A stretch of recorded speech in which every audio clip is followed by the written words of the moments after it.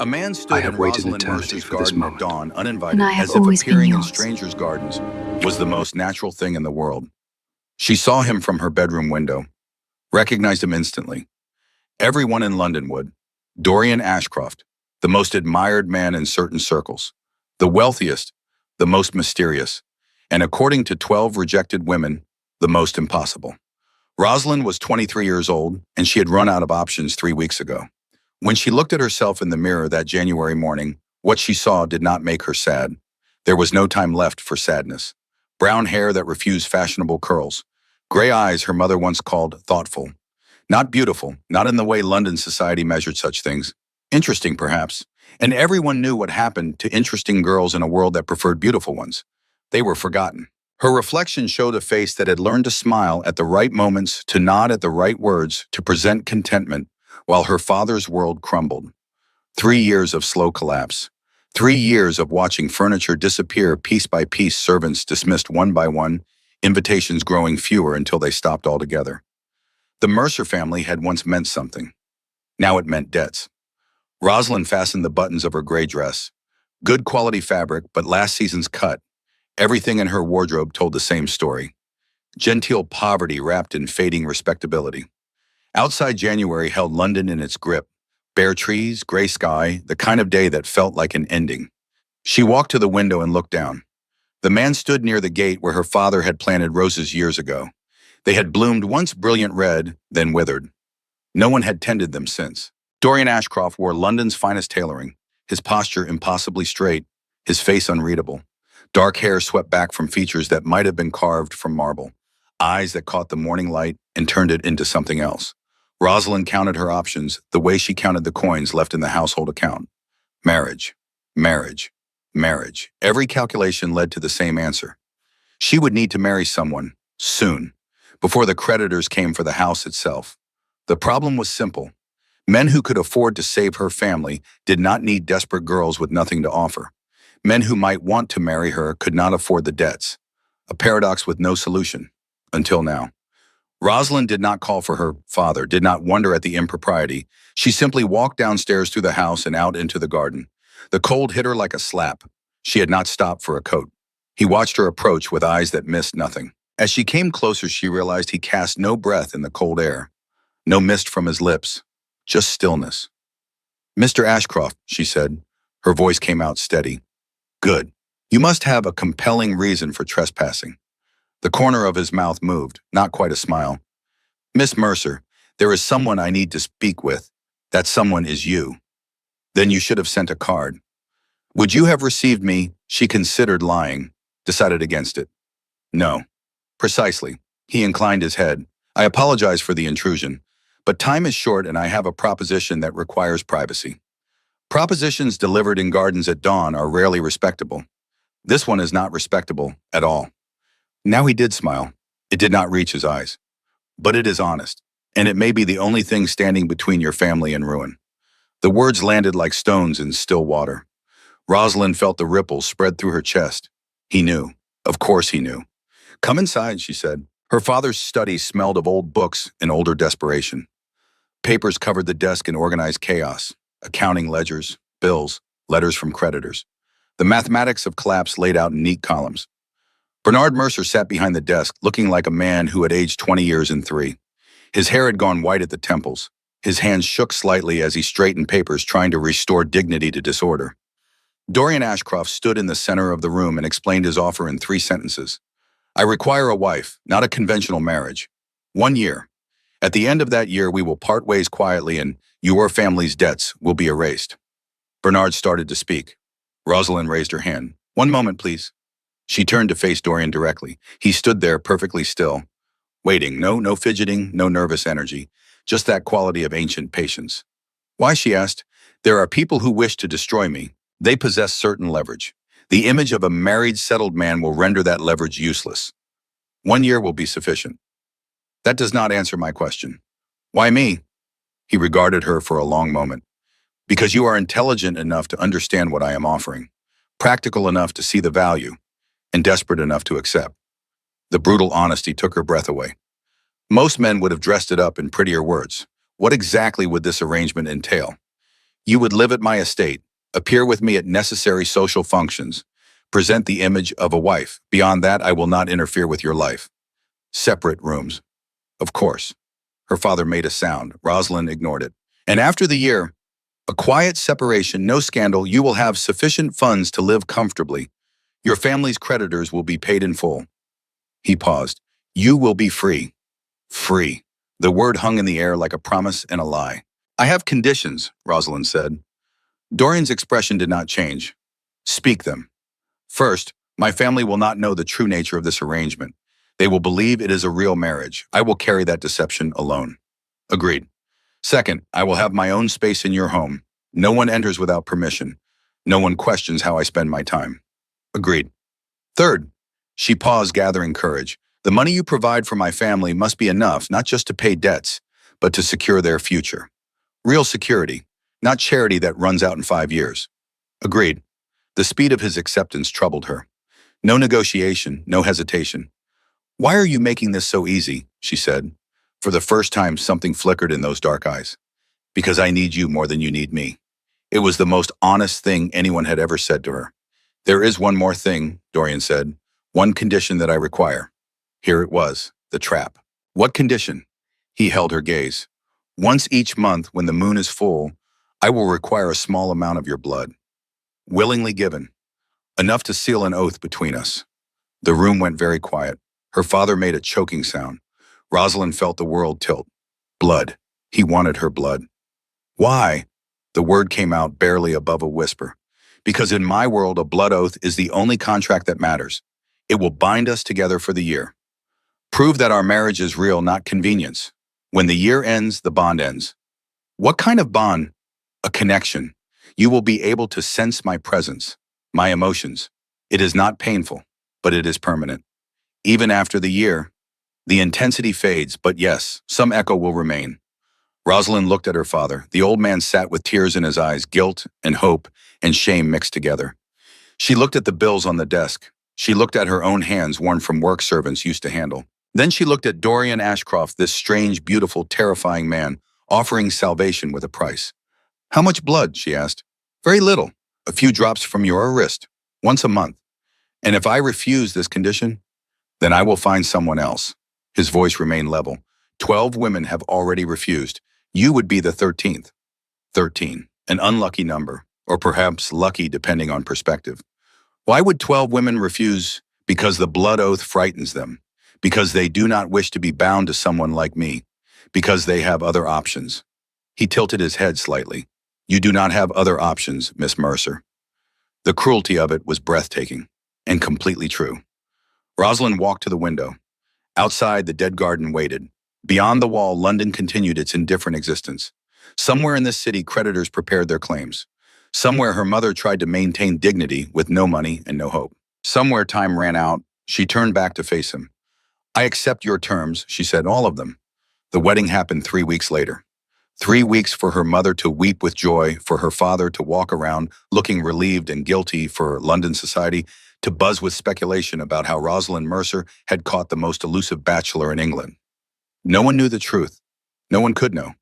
Rosalind spent those 3 weeks learning to lie, to smile when her mother talked about grandchildren, to nod when friends offered congratulations, to pretend she felt something other than cold calculation.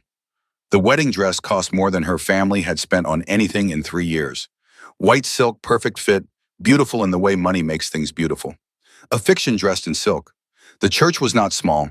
Dorian Ashcroft's wedding could not be small. When Rosalind took her father's arm and walked through the doors, she saw hundreds of faces. Some familiar from society pages, most completely unknown. They all turned to watch. Lucky girl. If only they knew. Dorian stood at the altar in black, his posture military straight, his face showing nothing. As Rosalind walked toward him, he did not move, did not smile. He simply waited as if his entire existence consisted of waiting, and he had grown accustomed to it. When she reached him, he spoke in a voice too low for anyone else to hear. Are you ready? Not romantic, not kind, just honest. Yes, Rosalind said.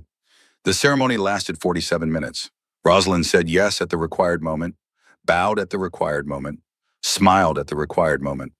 Dorian performed his role with precise control, never too much emotion, never too little. When the priest told him to place the ring on her finger, Dorian took her hand. His skin was cool. Not cold, but cooler than a human hand should be. He slid the ring onto her finger, a band of silver set with a stone that looked like captured night. Then he produced a second box from his coat. Inside lay a pair of gloves, red silk exquisitely made. A gift, he said quietly, for my bride. The guests applauded. Rosalind stared at the gloves, red like blood, red like a warning. The wedding breakfast lasted hours. Rosalind sat at one end of the long table, Dorian at the other. Between them, London society ate and drank and gossiped. From time to time, their eyes met across the distance. Each time they smiled at each other. Each time Dorian's smile died the instant he looked away. Near the end, an older woman approached. Lady Pemberton, known for her sharp tongue and sharper mind. You make a lovely couple, dear. How did Mr. Ashcroft find you? Rosalind did not hesitate. He didn't find me, I found him. Lady Pemberton laughed, delighted. Clever girl. She swept away. Rosalind looked across the table. Dorian had heard the exchange. She could tell because his hand paused halfway to his wineglass. The smallest hesitation. Their eyes met. Something passed between them. Not quite understanding, just a flicker of recognition that they were both playing the same game, following the same script, pretending for an audience that would never know the truth. They arrived at Ashcroft Manor after dark. The carriage rolled up a long gravel drive, and Rosalind saw lights first. Yellow, dim, almost warm from a distance. Then the building emerged from darkness, and something cold moved through her chest. The manor was enormous. 3 stories of gray stone ivy covering most of the facade windows like dark eyes. A tower rose on the right wing. Half the windows showed no light at all. This was not a home. This was something that had watched centuries pass and remained unchanged. Servants waited at the entrance. 6 of them dressed in black, their faces professionally neutral. At the front stood a woman in her 60s, gray hair pulled back severely, her expression unreadable. Mrs. Sybil, Dorian said, my housekeeper.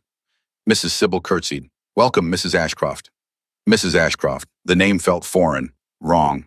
Thank you, Rosalind managed. The interior matched the exterior. Dark wood paneling, high ceilings lost in shadow, portraits of stern faces watching from walls, furniture that looked expensive and uncomfortable. Every surface gleamed with polish, but somehow the whole place felt abandoned. Mrs. Sybil led her up a wide staircase down a corridor that seemed to stretch into darkness to a door at the very end. Your room, madam. The room was large. A 4-poster bed dominated the center. A fireplace held a small fire. Near the window stood a writing desk, and beside it, shelves lined with books. His lordship's room is at the other end of the corridor, Mrs. Sybil said. I can have breakfast brought to your room in the morning if you prefer. No, Rosalind said. I'll come downstairs. Mrs. Sybil's expression did not change, but something flickered in her eyes. As you wish, madam. She left. The door closed. Rosalind stood in the center of the room, listening to silence. No sounds from the rest of the house. No servants moving. No voices. Just the crackle of fire, and somewhere far away, wind through bare trees.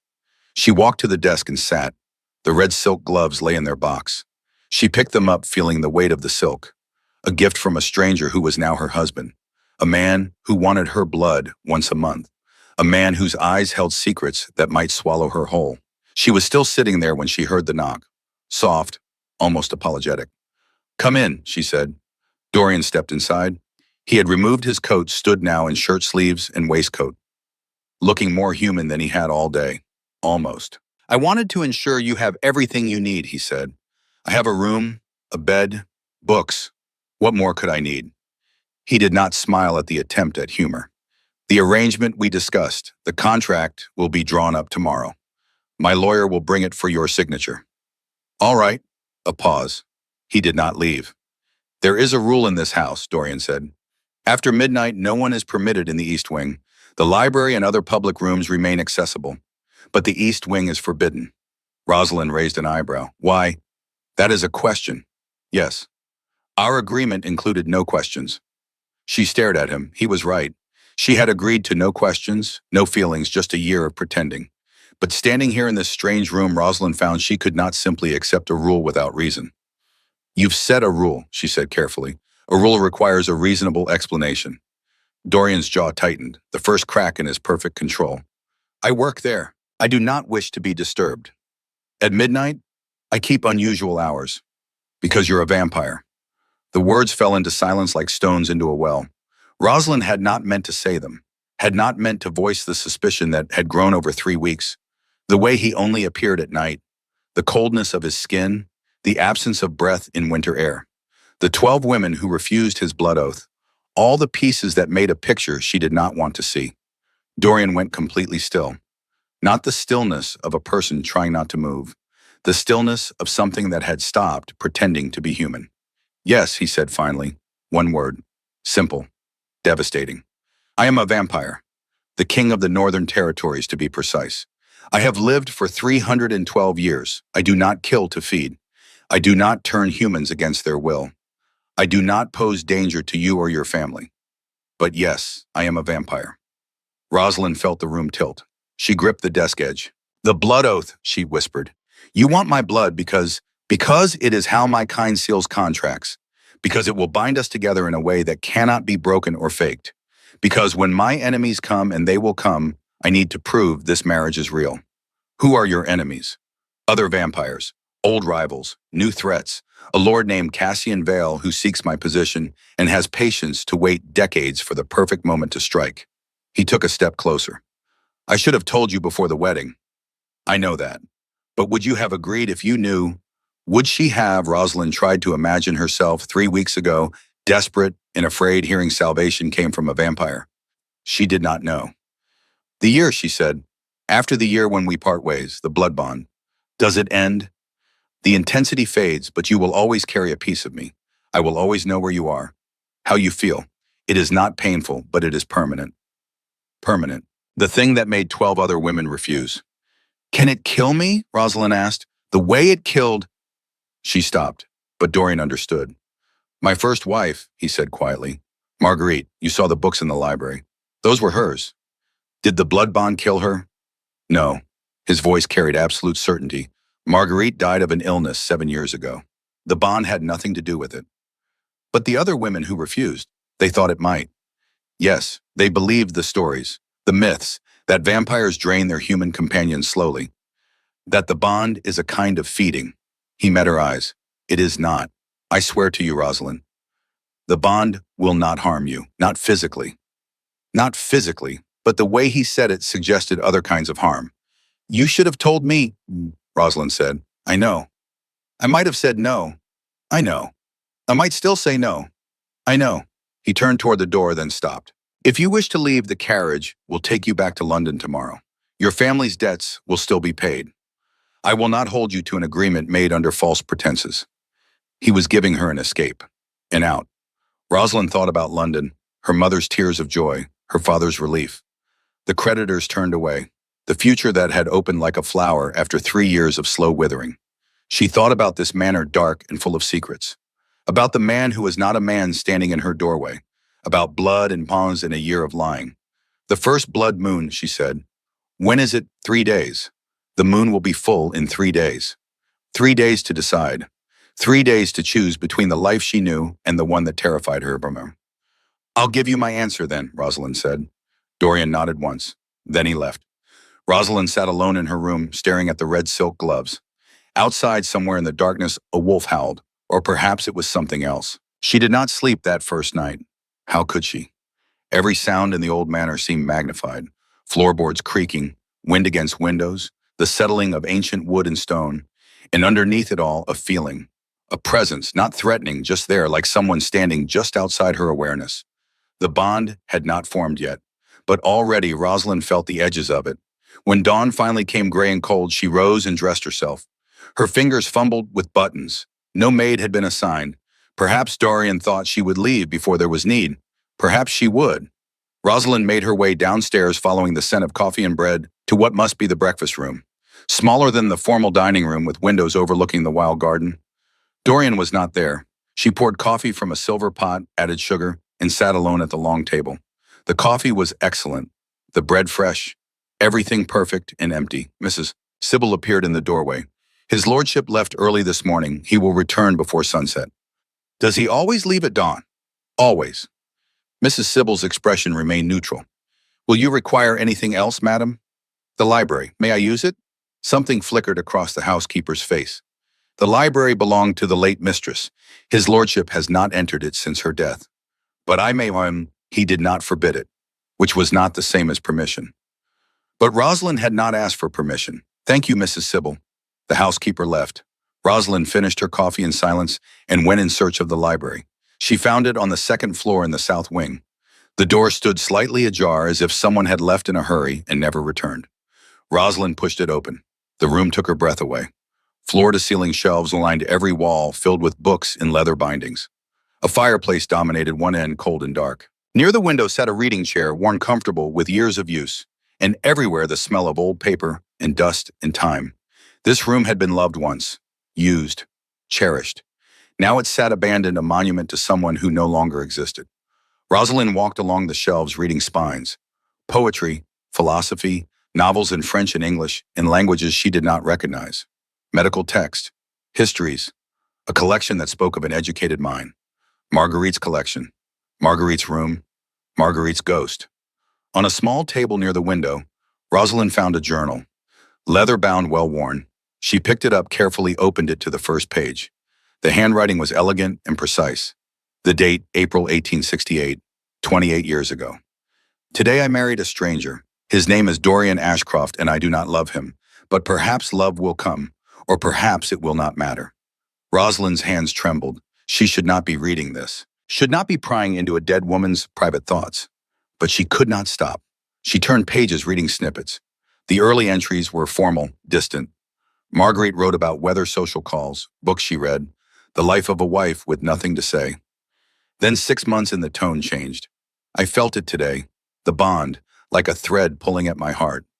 I looked up from my book and knew, simply knew that Dorian was thinking of me. Is this what love feels like, or is it something else? Rosalind flipped forward. More entries. Marguerite's handwriting, growing less steady, entries shorter, more fragmented. The bond frightens me. I cannot explain why. It is not painful, but it is always there. His emotions bleeding into mine. His ancient sadness. Sometimes I cannot tell where I end and he begins. Further still, now whole pages had been torn out. Rough edges where someone had ripped them free. What had been written there? The final entry was dated December 1874, 6 years into the marriage. I am dying. The doctors do not know why, but I know I can feel it. The bond drains something from me. Not blood, not life force, but something essential. The part that makes me human. Dorian does not see it. He thinks I have consumption. He tends me with such care, such guilt in his eyes, but he does not understand. The entry ended there. No signature, no farewell, just those words hanging in silence. Rosalind closed the journal carefully and set it back on the table. Her hands were shaking. Her heart raced. Marguerite believed the bond killed her. Whether it was true or not, she believed it. And Rosalind had 3 days to decide if she was willing to risk the same fate. She spent the next 2 days in the library reading. Not Marguerite's journal, though it sat there like a weight on the table impossible to ignore. Instead, she read the books, looking for answers. Dorian did not appear. Mrs. Sybil brought meals on trays and asked no questions. Pearl, a young maid with kind eyes, tended the fire and smiled shyly whenever their paths crossed. The manor settled around Rosalind like a held breath. On the 3rd day, she was invited to a gathering at the Pemberton estate. A small affair, Mrs. Sybil explained. New Year's celebration. His lordship will accompany you, the housekeeper said. So Rosalind dressed in one of the new gowns that had appeared in her wardrobe. Deep blue silk. She pulled on the red gloves Dorian had given her. They fit perfectly, like they had been made for her hands alone. The carriage arrived at sunset. Dorian stepped in, immaculate in black evening wear. He looked at her gloves but said nothing. They rode in silence for most of the journey. Then as city lights began to appear through windows, Dorian spoke. Tonight you will meet others like me. Vampires who move through London society as if they belong there. They will be polite, charming, perfect. Do not trust any of them. Not even you. His lips curved slightly. Especially not me. The Pemberton house blazed with light. Inside the party was already underway. Rosalind took Dorian's arm and they entered together. The room fell silent for a heartbeat. Then conversation resumed, but Rosalind felt eyes on them. Curious, calculating, hungry. Lady Pemberton swept forward, all smiles. Mr. Ashcroft and the new Mrs. Ashcroft. Lady Pemberton. Dorian inclined his head. You must tell me everything, dear. How are you settling into married life? It is an adjustment, Rosalind said carefully. Before she could elaborate, a man appeared at her elbow. Tall, golden-haired, with eyes like amber and a smile that was all teeth. Forgive the interruption, but I simply must be introduced to the woman who finally captured Dorian Ashcroft's heart. Dorian's hand tightened on Rosalind's arm. So slightly, but she felt it. Lord Vale, Dorian said. His voice was ice. Lord Vale Cassian. Vale, I presume. Rosalind kept her voice level. Mrs. Ashcroft. Or may I call you Rosalind? You may not. Cassian's smile widened. Direct, I like that. Dorian always did prefer women with spirit. He paused. His first wife was quite spirited, until she wasn't. The threat hung in the air. Rosalind felt Dorian's entire body go rigid beside her. If you'll excuse us, Dorian said. He guided Rosalind away firmly. Cassian's laughter followed them. That was him, Rosalind said quietly. The enemy you mentioned. Yes. He knows about Marguerite. Everyone knows about Marguerite. She died, I mourned. It is not a secret. Dorian stopped at the edge of the room near a window looking onto darkness. But Cassian knows how to make old pain feel fresh. What does he want? My position, my power, my life. Dorian looked down at her. And now he will want to use you to get it. Before Rosalind could respond, a woman in scarlet silk approached, beautiful with dark hair and darker eyes. Lady Octavia, Dorian said, wariness in his voice. Dorian, how wonderful to see you settled at last. Lady Octavia's eyes swept over Rosalind with precision. And this must be the fortunate bride. I'm still learning the history, Rosalind said. Oh, there's so much to learn. The Ashcroft legacy, the manor, the first Mrs. Ashcroft. Octavia's voice dropped to a conspiratorial whisper. Did you know the library was hers? She spent hours there, reading, writing, fading away. That's enough, Octavia, Dorian said. I'm only making conversation. She smiled at Rosalind. Do visit me sometime, dear. I'll tell you stories about your husband. She glided away, leaving behind the scent of roses and something acrid underneath. Friend or foe? Rosalind asked. Both, neither. Octavia collects information the way others collect art, and she sells it to the highest bidder. They endured the rest of the party in carefully managed silence. Dorian introduced her to vampire after vampire, each one polite, imperfect, and wrong, in ways Rosalind could not quite name, each one looking at her like she was something temporary. By the time they returned to the carriage, exhaustion had settled into Rosalind's bones. Tomorrow is the blood moon, Dorian said, as the carriage rolled through dark streets. If you have decided to leave, tell me tonight. I will make the arrangements. Rosalind stared out the window at passing shadows. She thought about Marguerite's journal. She thought about Cassian Vale's smile. She thought about 12 other women who had said no. I'm not leaving, she said. Dorian turned to look at her. You're certain? No, but I'm staying anyway. Why? She met his eyes in the darkness. Because you need me. Because my family needs you. Because I made a promise. She paused. And because I'm curious what happens to the woman who says yes. Something that might have been respect flickered across his face. It may destroy you. It might. Rosalind turned back to the window. Or I might surprise us both. The carriage rolled on through the night, carrying them back to the manor, back to the choice that waited, back to the blood moon rising tomorrow. Rosalind felt the weight of it settling over her like a cloak. Heavy, inescapable. Hers. Tomorrow she would give her blood to a vampire king. Tomorrow the bond would form. Tomorrow everything would change. She was not ready, but she would do it anyway. Because that was what survival looked like. That was what courage looked like. Not the absence of fear, but the decision to act despite it. The moon hung in the sky, almost full. One more night until it ripened. One more night of being entirely human. Rosalind pressed her gloved hands together and counted her own heartbeats. Still hers. Still mortal. Still free. For one more night. The blood moon rose on a January night that felt like the edge of the world. Rosalind stood at her bedroom window watching the moon climb into a sky scattered with stars. It hung there massive and pale, not yet the full crimson folklore promised. But close. Somewhere in the manor a clock struck midnight. Then a knock at her door. Soft. Expected. Come in, she said. Dorian entered carrying a small case of dark wood.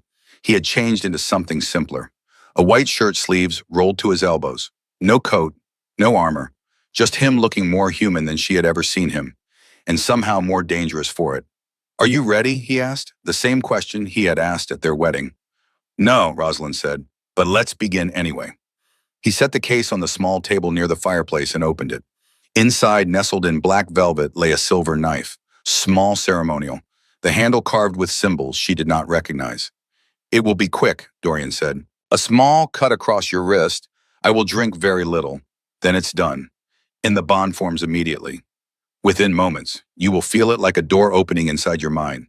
My emotions will bleed through. It will be disorienting at first. Rosalind sat in the chair near the fire. Dorian knelt before her. The gesture was shockingly vulnerable. A king kneeling at the feet of a woman who was not truly his wife. Give me your hand, he said quietly. She held out her left hand. It trembled slightly. Dorian removed the red silk glove with infinite care, sliding it off finger by finger. His touch was cool but careful, as if she were made of something fragile. He turned her hand palm up, exposing the pale underside of her wrist. Blue veins showed clearly beneath the skin. Her pulse beat visibly. Human, mortal, alive. It will hurt for a moment, he said. I'm sorry. Don't apologize, just do it. He picked up the knife. The blade caught firelight and turned it into liquid silver. Then he pressed the edge to her wrist and drew it across in one swift, clean motion. The pain was sharp and immediate. Rosalind gasped, tried to pull away, but Dorian held her wrist steady. Blood welled up from the cut dark red against pale skin, and Dorian lowered his mouth to the wound. The sensation was nothing like Rosalind had imagined. Not violent, not invasive. His lips were cool against her skin, his mouth gentle. She felt the pull of it like water flowing out of a vessel. Not much, just enough. Then something else happened. A door opened inside her mind. A door she had not known existed, suddenly swinging wide, and through it came a flood of emotions that were not hers. Loneliness, vast and ancient and deep as an ocean. Guilt, sharp as broken glass. Fear, not for himself, for her. And underneath it all, something warm. Gratitude. Relief. The smallest spark of hope. The intensity overwhelmed her. Rosalind made a small sound, half gasp, half sob. Dorian immediately released her wrist and pulled back. Too much, he asked. His voice was rough. I can feel you, she whispered. Inside my head, your emotions. I know. I feel yours too. She looked at him, really looked at him. His eyes had darkened. Blood stained his lips. Her blood. He was lonely. So lonely. Centuries of it piled up like snow in an empty field. How long have you been alone? Rosalind asked. Dorian stood abruptly, turning away. The bond is formed. The ritual is complete. He picked up a cloth from the case and handed it to her. Wrap your wrist. It will heal quickly now. You didn't answer my question. Because it is a question. And our agreement was made when I thought you were human, when I didn't know I would feel your loneliness like it's my own. Rosalind wrapped the cloth around her wrist. How long, Dorian? He stood with his back to her, shoulders rigid. 7 years. Since Marguerite died. 7 years. The same length of time as a fairy tale curse. And before Marguerite, centuries. He turned to look at her. Do you understand what I am? I have lived for 312 years. I have loved and lost and forgotten more people than you will ever meet. Everyone I care for dies. Then why did you marry again? Because Cassian Vale gave me no choice. Because I need the image of stability. Because he stopped. The bond pulsed between them. She felt his frustration, his anger at himself. Because you were tired of being alone, Rosalind finished softly. He said nothing, but she felt the truth of it through the bond. The ritual is complete, Dorian said. You should rest. He left. Rosalind sat alone with her bandaged wrist and a vampire king's emotions echoing inside her mind. She did not sleep that night. Every time she closed her eyes, she felt him, somewhere in the east wing, working at something. Occasionally a spike of frustration, once something that might have been amusement, then back to that steady loneliness. By morning, exhaustion had settled into her bones, but the bond had quieted to a manageable hum, like background music, always there but no longer overwhelming. Rosalind dressed and went downstairs. Dorian was already in the breakfast room. The sight of him sitting at the table reading a newspaper in morning light was unexpected. He looked up. Their eyes met, and she felt his surprise through the bond. Good morning, she said. Good morning.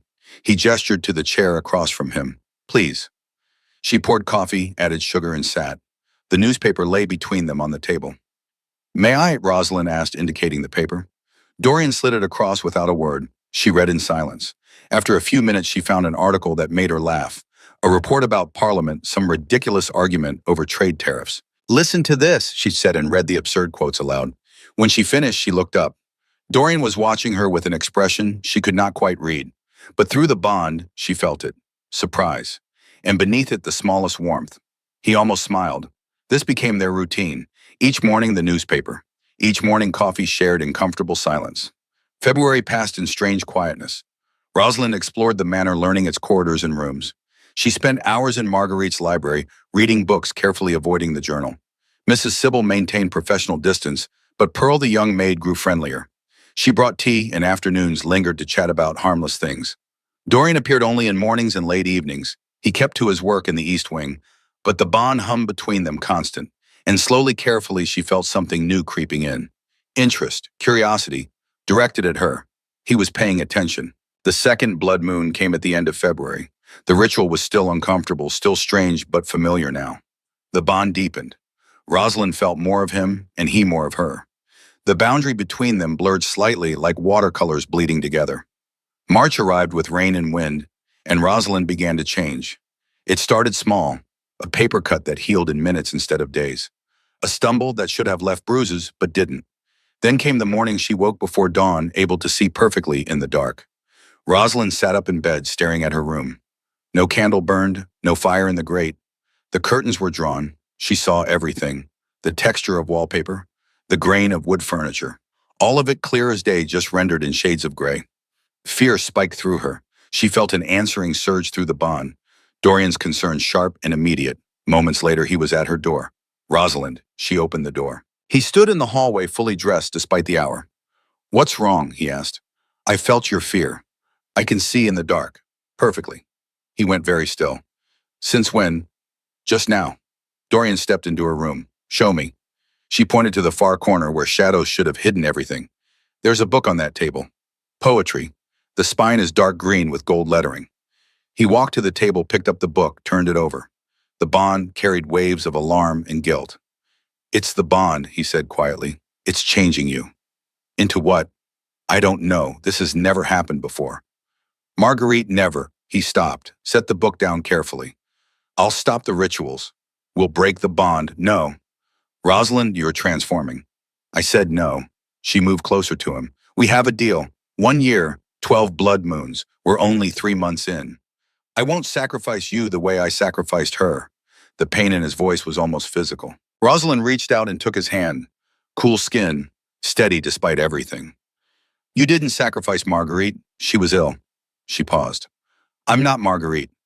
Through the bond, she felt his war with himself, the desire to protect her, the fear of loss, the growing realization that she would not be dissuaded. "If it gets worse," he said finally, "if you feel weak or sick, I'll tell you, I promise." He nodded slowly, then his eyes focused past her. "Someone is in the garden, watching the house." She followed him to the window, peered out into pre-dawn darkness. With her new vision, she saw him clearly, a figure in dark clothes standing near the wall. "Cassian," Dorian said. The figure raised one hand in a mocking wave. Then he was gone, moving with impossible speed. "He knows about the bond," Rosalind said. "He knows it's changing me, which means he'll use it." Dorian's jaw was tight. "Everything that happens to you becomes a weapon in his hands. Then we don't let him use it. We stay the course, complete the year. And if the bond breaks you instead..." Rosalind turned to face him fully. "You're starting to care about me, not as a political asset, as a person." The bond flared between them. His emotions laid bare despite his neutral expression. Surprise, denial. And underneath it all, the truth. The slow, reluctant warmth that had been growing since the first breakfast they shared. "That changes nothing," Dorian said. "It changes everything." They stood there in the darkness, connected by invisible threads of blood and magic and something more fragile. Then Dorian stepped back, breaking the moment. "Dawn is coming," he said. "I should go." He left. Rosalind stood alone, watching through the window as the sky slowly lightened. Her vision returned to normal as the sun rose. Gradual, barely noticeable, but it confirmed what she already knew. She was becoming something other than human. April brought warmth in London society. Invitations arrived, dinner parties, balls, theater performances. Rosalind wore her new gowns, her carefully constructed smile. She played the role of Mrs. Ashcroft with increasing skill. And everywhere they went, Cassian Vale appeared, always polite, always watching. The bond made lying impossible. Every time Cassian approached, Rosalind felt Dorian's tension spike. They were an open book to each other now. It should have been unbearable. Instead, Rosalind found it oddly comforting. Someone finally saw her, really saw her. They were becoming something. Partners, allies. Then came the 5th blood moon in May, and everything intensified. The ritual happened as always. The knife, the blood, the drinking. But this time when the bond deepened, Rosalind felt something shift inside her body. Not painful, just different. Strength flooded into her muscles. Her senses sharpened further. She could hear heartbeats in the room below. Could smell smoke from the fireplace 2 floors down. Rosalind, Dorian pulled back concern on his face. What's happening? She stood, tested her balance, felt power coiling in her limbs. I'm stronger, she said. I can feel it. Faster, sharper. Not vampire. She still felt warmth, still breathed, still had a heartbeat, but not entirely human either. We stop now, Dorian said. This has gone too far. No. Rosalind turned to face him. Don't you see? Whatever this is, it's not killing me. It's making me stronger, strong enough to stand beside you. You're changing into something unknown, something powerful. She held out her hand. It did not shake. I chose this. I chose to stay. Whatever I'm becoming, it's my choice. Through the bond, she felt his helplessness, his fear, his growing realization that he could not protect her from the consequences of her own decisions. And underneath it all, that warmth, growing stronger, harder to deny. He cared about her, perhaps more than he wanted to admit. If you continue, he said quietly, there may be no going back. The changes may become permanent. Good, Rosalind said. I don't want to go back. The months that followed blurred together in a rhythm Rosalind had not expected. June, July, August, September, October, November. 6 more blood moons. 6 more times the bond deepened. 6 more times the changes intensified. By the time December arrived, Rosalind could run faster than any horse, could hear whispered conversations 3 rooms away, could heal from injuries in hours instead of days. She was becoming Dampier, half human, half vampire, something that should not exist. And through it all, the bond between her and Dorian grew not just in power but in warmth, in understanding, in something that felt dangerously like no. She would not name it yet. Early December brought the 11th blood moon, and the next morning it brought Pearl's disappearance. Rosalind came down for breakfast to find Mrs. Sybil standing in the hallway, her usually neutral expression replaced by genuine distress. Pearl, Rosalind asked, what's happened? Gone, madam. Her bed wasn't slept in. She simply vanished. Dorian emerged from his study moving fast. Went sometime in the night. Through the bond, Rosalind felt Dorian's immediate understanding. This was not a simple disappearance. Cassian, she said. Yes. Dorian's voice was flat. Dangerous. He's escalating. They found the note an hour later tucked into the morning newspaper. Meet me at the old cathedral. Noon. Come alone or she dies. CV. Absolutely not, Dorian said when Rosalind reached for her coat. This is a trap. He has Pearl. I'm aware I'll handle it, like you handled the last 11 months of his threats. Rosalind fastened her coat. I'm going. Rosalind, you can't stop me. She felt his frustration surge through the connection, his fear. Then I'm coming with you, he said. They stared at each other, the bond hummed between them carrying stubborn determination from both sides. Finally, Rosalind nodded. You stay outside. Hidden. 20 minutes. Done. The old cathedral sat on the edge of London, abandoned for decades. Rosalind entered alone at precisely noon. The interior was vast and empty. Sunlight fell through the broken roof in dusty shafts. At the far end, Cassian Vale stood waiting. Pearl knelt beside him, bound in gagged terror in her eyes. Mrs. Ashcroft. Cassian's smile was warm as summer and twice as poisonous. How good of you to come. Let her go. Of course, eventually. First, we talk. Rosalind walked forward, slowly aware that Dorian waited outside, that the bond carried her emotions to him. What do you want, Cassian? The same thing I've always wanted, Dorian's position. Cassian circled Pearl like a predator. But I've realized something interesting. This transformation you're undergoing, do you have any idea how rare that is? Ice ran down Rosalind's spine. What are you talking about? The blood bond doesn't change humans, ever, unless the human carries something special in their bloodline, something old, something powerful. I don't understand. Van Helsing blood, Cassian said softly. You're descended from the greatest vampire hunters in history. That's why the bond is transforming you instead of draining you. You're becoming something new, something between human and vampire. The words fell like hammer blows. Rosalind felt the truth of them. It made terrible sense. How did you know? She whispered. Because I've been searching for Van Helsing descendants for 200 years. You were delivered to me by accident, by Dorian's desperate need for a wife. What do you want from me? Cassian's smile widened. I want you to help me destroy him. Never. Not even to save this girl. He crouched beside Pearl. Let me show you what I have on Dorian. Documents from 1837. Proof that he signed papers covering up vampire feeding deaths. He produced papers from his coat, spread them on the dusty floor. Financial records, official stamps, and signatures. Multiple signatures, all in Dorian's distinctive hand. He was young, only 20 years into his reign, inexperienced, frightened. So when the old guard came and demanded he sign these papers, he did. He protected murderers to keep his throne. Through the bond, Rosalind felt Dorian outside. His tension, his awareness that something was wrong. Even if these are real, she said slowly, why tell me? Because exposure is boring. I want him to suffer first. I want him to watch everything he cares about crumble. Starting with you. Cassian stood. Work with me. Convince him to abdicate peacefully. I become king, you and Pearl go free. Except the people who value justice. Justice from a man who married you under false pretenses, who's transforming you into something inhuman without your informed consent. Rosalind looked at Pearl. The girl's eyes pleaded silently. She looked at the documents. Then she said the words that changed everything. I'll help you. Through the bond, she felt Dorian's shock, his betrayal. She pushed one thought through the connection with all the force she could manage. Trust me. Cassian's smile turned triumphant. Excellent. But I have conditions. First, Pearl goes free now. Second, I need time to convince Dorian. 5 days. Done. Cassian gestured and someone emerged from the shadows to cut Pearl free. The girl scrambled to her feet and ran for the door. And my second condition, I want to see these documents authenticated. I don't trust you. For a moment, anger flickered in Cassian's eyes. Then it smoothed away. Smart girl. Very well, tomorrow night. The Blackwell estate. And Cassian, if you approach me again before then, I tell Dorian everything. He walked past her. Then he was gone. Rosalind stood there shaking. Through the bond, she felt Dorian's approach. Seconds later, he burst through the door. What did you do? His voice was raw. What did you promise him? I bought us time. She turned to face him. Did you sign those documents 1837, covering up vampire murders? His face went very still.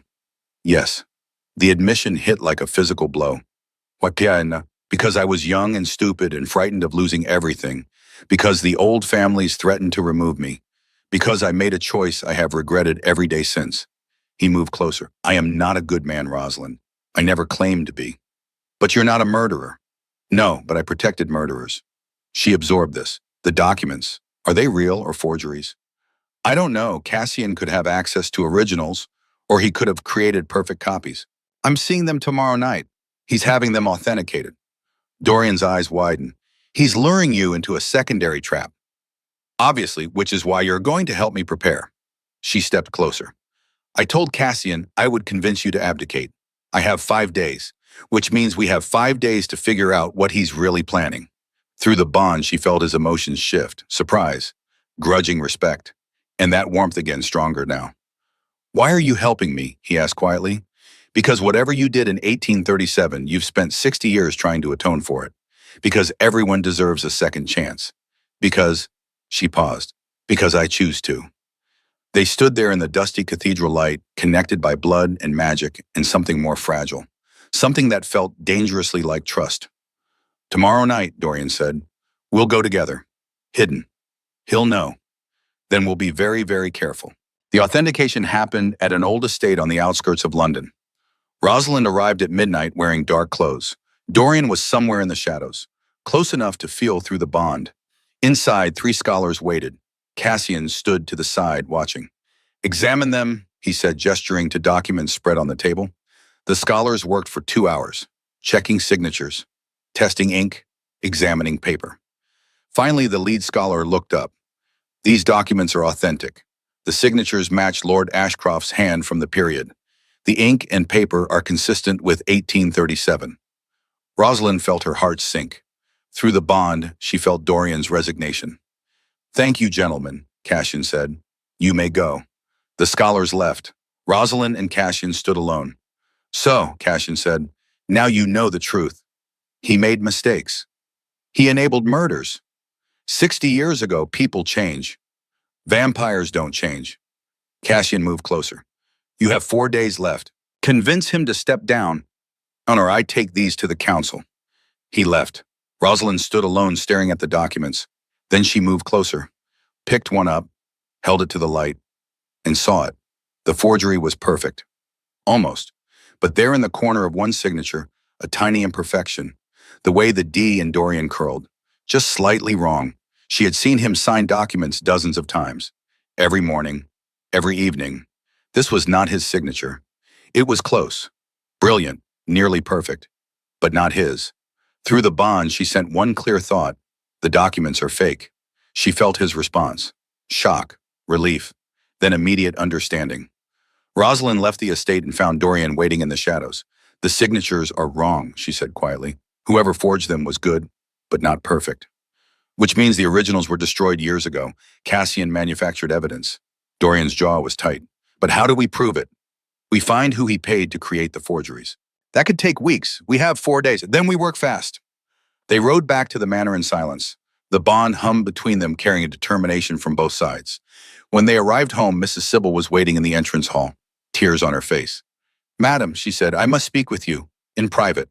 Rosalind followed her to the library. Dorian stayed at the doorway. "I've been spying for Lord Vale," Mrs. Sybil said without preamble. "For 3 years. He promised me information about Lady Marguerite's death." The words fell like stones. Rosalind felt Dorian's shock through the bond. "You betrayed me," he said quietly. "Yes," Mrs. Sybil's voice broke. "And I'm sorry, but I learned something tonight. Lord Vale is planning to attack the manor tomorrow, to take the documents directly to the council. He never intended to give you 5 days." "Where is he now?" Dorian's voice was ice. "I don't know, but I know where he's keeping the documents he claims are originals." She produced a key, his private study, in his London house. Rosalind took the key. "Why tell us now?" "Because I saw you tonight, the way you fought for him." Mrs. Sybil looked at her with something like wonder. "Lady Marguerite never did that. You do. And that means something." Before Rosalind could respond, Cassian's vampires burst through the windows, 3 of them moving with inhuman speed.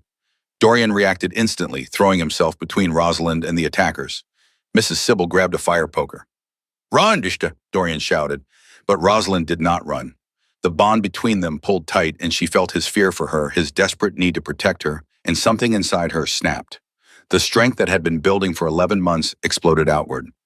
She moved without thinking, grabbed one attacker and threw him across the room with impossible force, dodged another's strike with inhuman speed, felt power coursing through her veins. This was what the bond had been creating.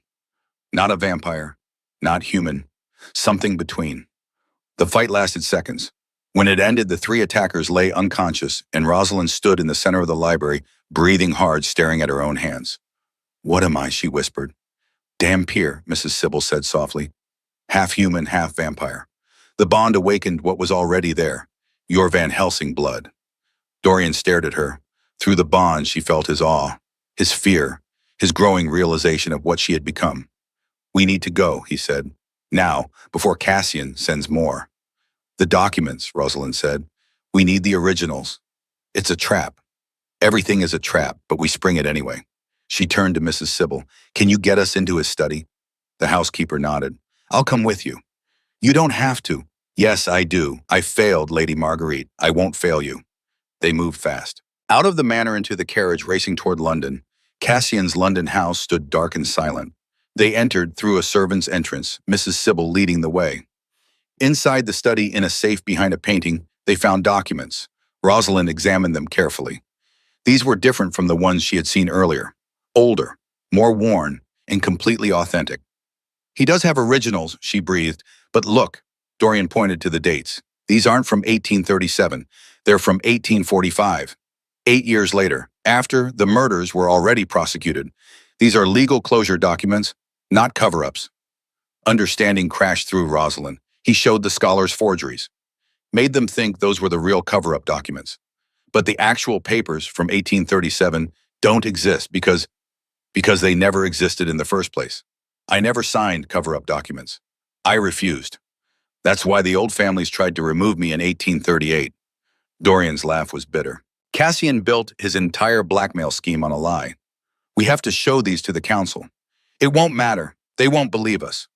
A sound behind them. They turned. Cassian stood in the doorway, amber eyes gleaming with fury. "Clever girl," he said softly. You underestimated both of us, Rosalind replied. Perhaps, but it doesn't matter now. The council is already on their way. I called them hours ago. Told them about Dorian's crimes, about his blood bond with a Van Helsing descendant, about how he's been transforming you illegally. His smile was poison.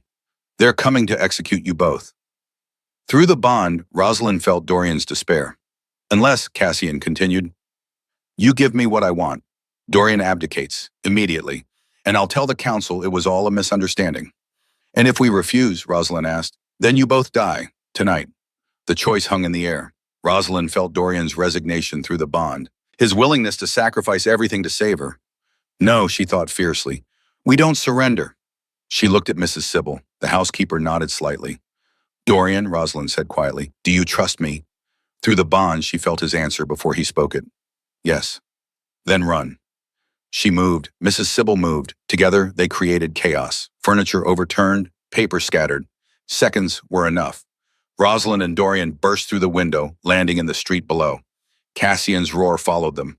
They ran through London streets, the bond pulling them together. Behind them, Mrs. Sybil's scream cut through the night. Rosalind stopped, tried to go back, but Dorian pulled her forward.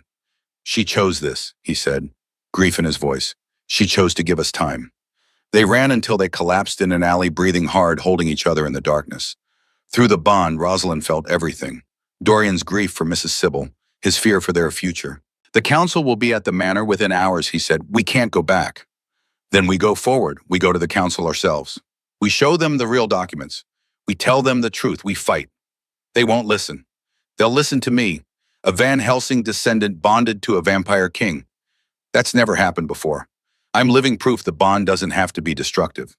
Through the bond, she felt his hope kindle. Small, fragile, but there's a gathering, Dorian said slowly. 3 days from now, the winter solstice.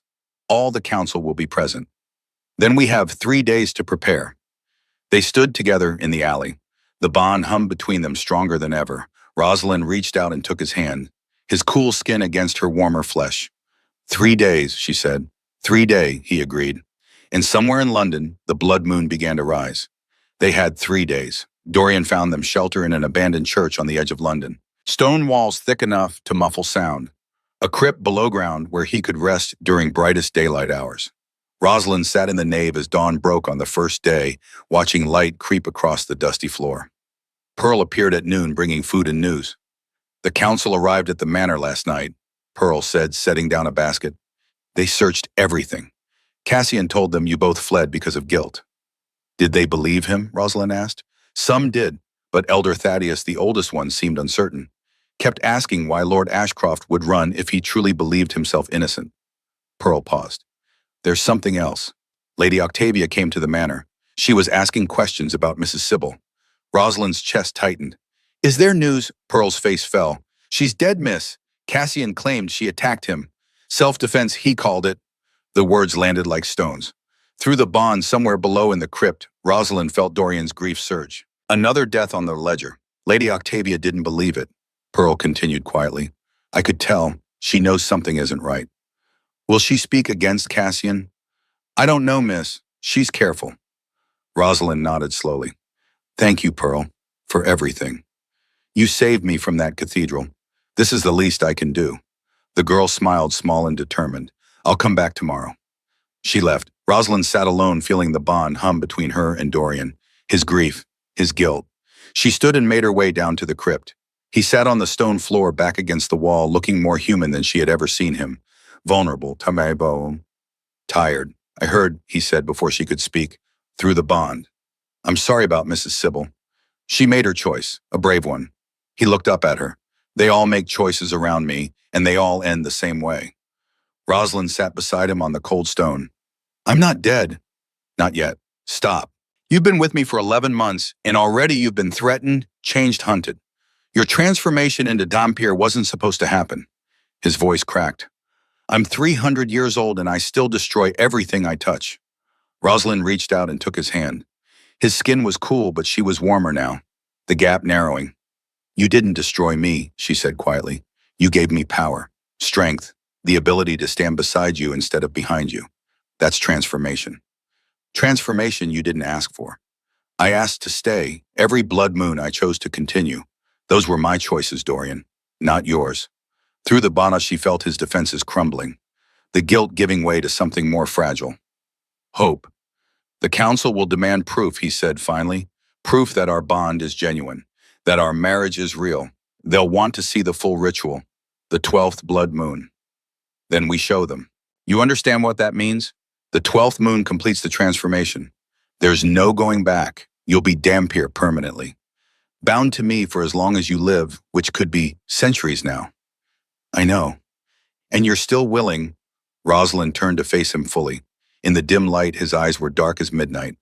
I stopped being willing about 3 months ago, she said. No, I'm choosing. There's a difference. He stared at her. Through the bond, she felt his emotions shifting. Surprise, confusion, and underneath it all, that warmth. No longer a spark, a flame. Why? He whispered. The question hung between them. Heavy, dangerous, honest.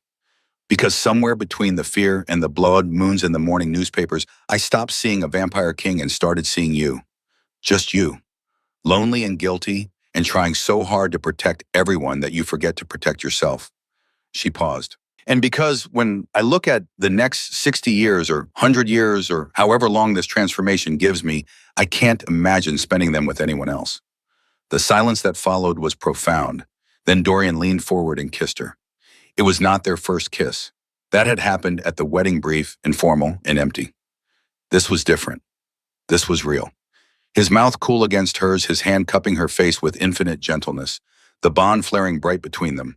When they broke apart, he rested his forehead against hers. If we survive the council, if we make it through this trial, I'm going to court you properly. Flowers, poetry, all the ridiculous romantic gestures I should have done from the beginning. Rosalind smiled. I'll hold you to that.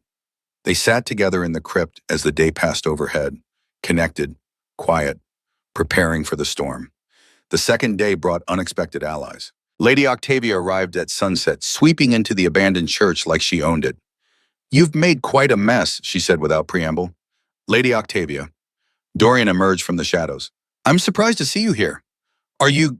You shouldn't be. I've been collecting information about Cassian Vale for 50 years, waiting for him to overreach. This seems to be that moment. She produced a folder from her bag, documents, letters, financial records, all bearing Cassian's seal. For decades, he's been consolidating power, bribing council members, eliminating rivals. I've documented it all, waiting for the right time to use it, but I needed leverage, something undeniable. And now you have it, Rosalind asked. I have you. Octavia's smile was sharp. A Van Helsing descendant successfully bonded to a vampire king, transformed into Dampier without dying. That's never happened in recorded history. It proves the bond can be more than parasitic. That coexistence is possible. Do you understand what that means politically? It undermines every law about vampire-human separation, Dorian said slowly. Precisely. And Cassian has built his entire bid for power on maintaining those old laws. You two are living proof that his philosophy is obsolete. Octavia's eyes gleamed, which is why he wants you dead before the council can examine you properly. Why help us? Rosalind asked. What I've always wanted, a place in history as the one who ushered in a new age, and perhaps the satisfaction of watching Cassian Vale's face when he realizes he's been outmaneuvered. She left them with the documents and a promise to speak at the council gathering. The third day brought rain. Rosalind stood at the church door watching water pour from the London sky. Behind her, Dorian prepared for the ritual. He had sent Pearl to retrieve items from the manor, the silver knife, the ceremonial bowl. Are you frightened? He asked. Rosalind turned. He stood in the center of the nave surrounded by candles Pearl had brought. Yes, she said honestly, but not of the transformation, of what comes after, of the council, of Cassian. He'll have one last move, something we haven't anticipated. Then we'll face it together. Dorian crossed to her, took her hands. If something happens tonight, if the council rules against us, they won't. But if they do, Dorian's grip tightened. I want you to know that these 11 months have been the most human I've felt in 300 years. You gave me that. Whatever happens, thank you. Rosalind reached up and touched his face. We're not dying tonight. We're winning. And then you owe me flowers and poetry. He smiled, a real smile reaching his eyes. I remember. The rain continued as the sun set, as the blood moon began its slow climb, as the time came to face judgment. The council gathering took place in the old cathedral in the heart of London. Rosalind and Dorian arrived together, walking through rain that had gentled to mist. They entered through the main doors, and every vampire in the vast space turned to watch. The council sat at the far end, 7 ancient vampires.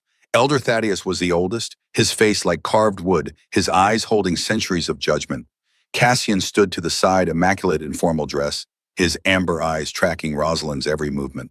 Beside him, 3 council guards. Lady Octavia sat in the gallery, her expression neutral. But when Rosalind's eyes met hers, she nodded once. Dorian Ashcroft.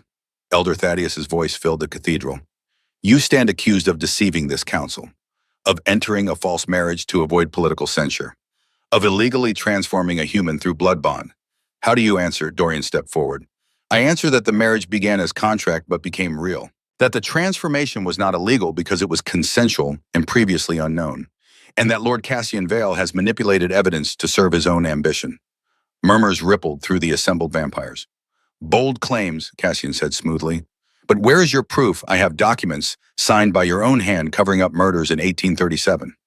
You have forgeries and lies, Rosalind said. Her voice rang out clear and strong. And I have proof. She stepped forward, producing the documents they had taken from Cassian's study. The real papers from 1845. These are the authentic records, dated 8 years after the supposed crimes, proving that Dorian Ashcroft refused to sign cover-up documents, that he stood against the old families and nearly lost his position because of it. Your accusations are built on fabricated evidence. Cassian's face tightened. Those papers prove nothing. By you, Lady Octavia's voice cut through his protest. She stood, documents in hand. I have records of payments you made to a forger 3 months ago. Correspondence discussing the exact specifications of documents forged from 1837. Bank transfers that match the timeline of your conspiracy. She walked forward and placed the evidence before the council. Lord Vale has been systematically undermining the Northern Territory for 50 years. I have documented bribes, threats, and 3 suspicious deaths. This entire trial is the culmination of his bid for power built on lies. The cathedral erupted in voices. The council raised hands for silence. Elder Thaddeus examined the documents carefully. Minutes passed. Finally, he looked up. These allegations require investigation, but the evidence presented suggests Lord Vale has indeed manipulated this council. His ancient eyes fixed on Cassian. You will be detained pending trial. Guards moved forward. Cassian's amber eyes flashed with rage. You fools! You think this is over? He turned to Rosalind, and his smile was poison. Did you never wonder how Marguerite really died? Sweet, fragile Marguerite, who wasted away despite the bond that should have sustained her. Dorian went rigid. What are you saying? I'm saying I killed her. Cassian's voice was soft, deadly. Slowly, over months, small doses of silver in her tea, in her food, enough to weaken her, to make the bond feel like it was draining her, to make you believe the connection was deadly. The cathedral went silent. Rosalind felt Dorian's shock through the bond, his horror. Why? The word came out broken. Because I needed you vulnerable, guilty, afraid to ever bond again. But then this one came along, he gestured at Rosalind, and you bonded anyway, and she didn't die because she has Van Helsing blood, because her heritage protects her from the silver, because she's everything Marguerite wasn't. He laughed. So I failed with her, but I succeeded with Marguerite. For 7 years, you've carried the guilt of her death. That guilt made you weak, made you predictable. Dorian moved before anyone could stop him, faster than thought. His hands closed around Cassian's throat, lifting him off the ground. You murdered her. You poisoned my wife and let me believe I killed her. Dorian, Rosalind's voice cut through the fury. Don't, he's not worth it. Through the bond, she pushed calm, understanding, justice over vengeance. Slowly, Dorian lowered Cassian to the ground.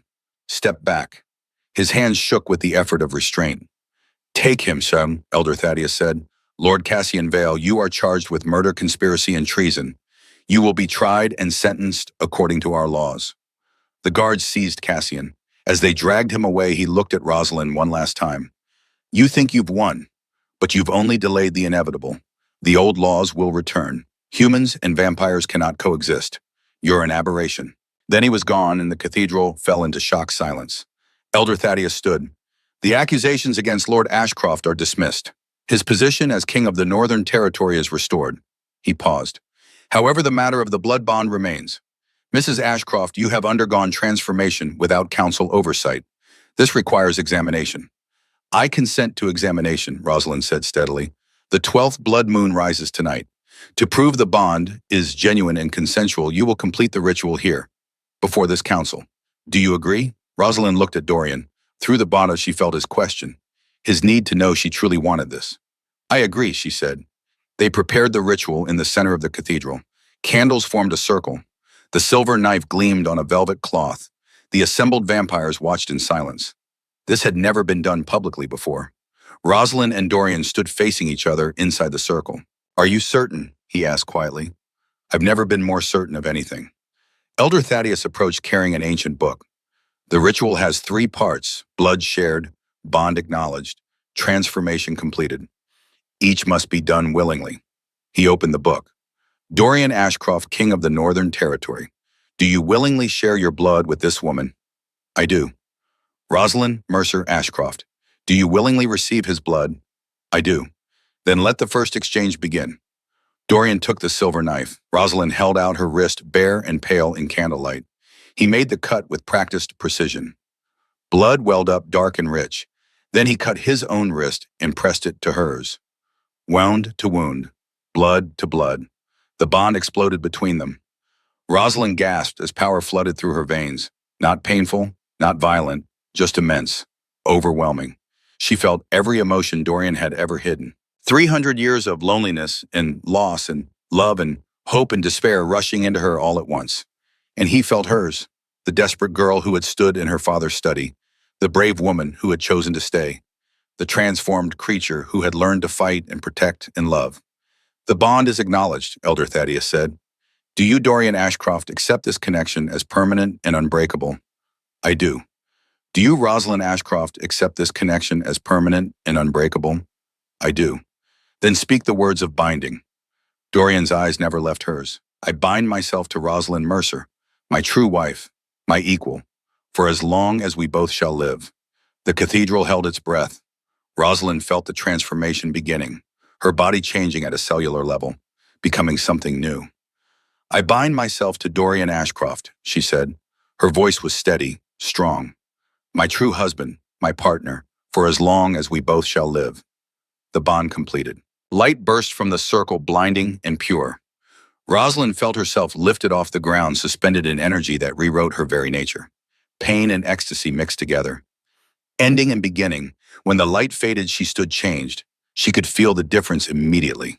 Stronger, faster, her senses heightened beyond even what the previous months had created. She looked at her hands and saw them slightly luminous in the darkness. Dampier, someone in the crowd whispered. Elder Thaddeus approached, examining her with ancient eyes. How do you feel? Alive, Rosalind said. More alive than I've ever been. He nodded slowly. This changes everything we thought we knew about blood bonds, about human-vampire relations, about what is possible. He turned to address the council. I propose we study this transformation, learn from it. Perhaps Mrs. Ashcroft represents not an aberration, but an evolution. The other council members conferred quietly. Then one by one they nodded. The bond is recognized as legitimate, Elder Thaddeus declared. Lord and Lady Ashcroft, your marriage stands validated. The Northern Territory remains under your rule. The cathedral erupted in voices, some approving, some shocked, all uncertain of what this meant for the future. But Rosalind barely heard them. She was focused entirely on Dorian, on the bond between them that was no longer a thread, but a river, flowing both ways, equal, complete. It's done, she said. It's done, he agreed. They left the cathedral together, walking out into rain that had turned to mist. The moon hung above them, full and red. London spread before them, mist and unknowing. Somewhere in the city, Cassian waited in a cell. Somewhere people lived their lives unaware that the world had shifted.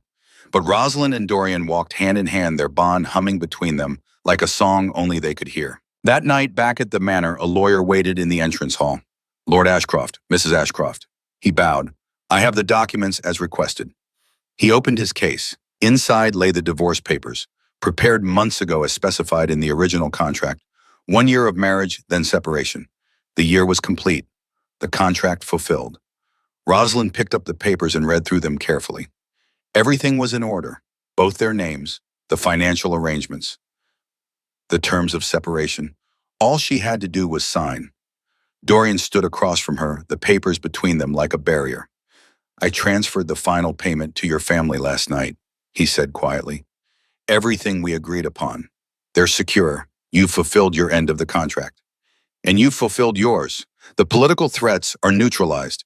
Your position is secure. So we're both free. Yes. Silence filled the entrance hall. I've been thinking, Rosalind said slowly, about that contract, about the girl who signed it a year ago. Desperate, frightened, out of options. And she doesn't exist anymore. The transformation didn't just change my body, it changed everything. I'm not that girl. I'm something else now. Dorian moved closer. What are you, Rosalind looked up at him, this man who had been a stranger. Then a contract, then a companion, then something infinitely more complicated.